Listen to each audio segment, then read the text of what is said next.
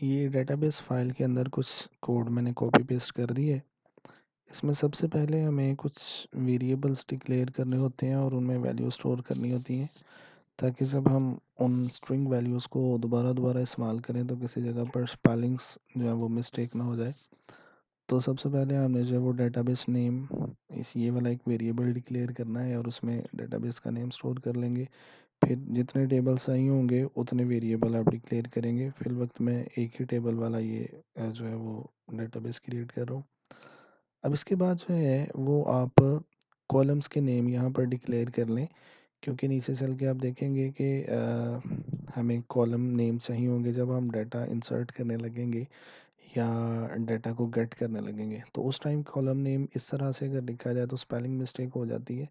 हम यहाँ पर वेरिएबल्स में ये जो है वो इनको स्टोर कर लेंगे। ये अपने मॉडल क्लास में जितने वेरिएबल्स यहाँ पर डिक्लेयर किए थे तकरीबन उतने ही यहाँ पर होते हैं। उसके बाद ये कंस्ट्रक्टर है। ये कंस्ट्रक्टर जो है ये डेटाबेस को क्रिएट करता है। ये मैं कमेंट ऐड कर रहा हूँ।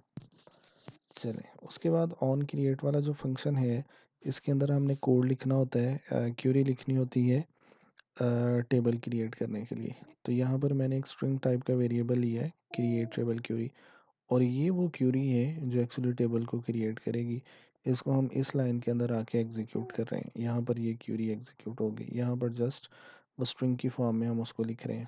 लिखा गया है क्रिएट टेबल और आगे टेबल का नाम। ये क्रिएट टेबल कीवर्ड्स हैं और फिर आपने टेबल का नाम बताना होता है जो टेबल आप क्रिएट करना चाहें। इसके बाद आपने वन बाय वन सारे कॉलम बताने और उनके बाद उनकी डाटा टाइप बतानी होती है। जैसे जेंडर है तो उसकी डाटा टाइप टेक्स्ट होगी, एड्रेस है उसकी डाटा टाइप टेक्स्ट होगी, जो एज वाला कॉलम है वो इंटीजर है।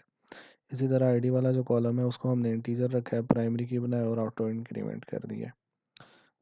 कॉन्सर्ट जो कोड है जो हम आगे चल के अपने प्रोग्राम में यूज़ करेंगे वो है जी ऐड ऑर्फन वाला कोड। इस कोड के अंदर हम लोग लिख रहे हैं कि कैसे एक नया रिकॉर्ड जो है वो यूज़र ऐड करेगा। यूज़र यहाँ पर ऑर्फन क्लास का एक ऑब्जेक्ट इसको पास करेगा। ये बात बहुत अहम है, इसे याद रखिएगा। यूज़र इसको ऑर्फन क्लास का ऑब्जेक्ट पास करेगा।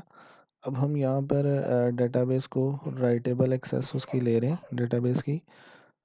उसके बाद ये कंटेंट वैल्यूज़ एक क्लास है। इसकी हमें ज़रूरत पड़ती है जब हमने कोई भी रिकॉर्ड इंसर्ट करना हो। ये कंटेंट वैल्यूज़ क्लास, इसका हमने ऑब्जेक्ट बनाया और उसका नाम हमने रखा है वैल्यूज़।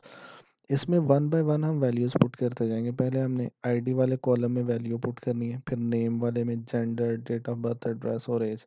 वन बाय वन सारे कॉलम्स में वैल्यू देंगे और यहाँ पर उस वो जो ऑब्जेक्ट हमने पास किया था उसकी वैल्यूज़ को गेट करते जा रहे हैं और वो कंटेंट वैल्यूज़ में स्टोर करते जा रहे हैं। जब हमारी ये सारी वैल्यूज़ कंटेंट वैल्यूज़ में जा चुकी होंगी तो फिर हम db डॉट इंसर्ट वाला फंक्शन यूज़ करेंगे। ये वाला जो फंक्शन है ये एक न्यू रो को इंसर्ट कर देता है। हमने जस्ट टेबल का नाम बताना है और ये वैल्यूज़ बतानी है।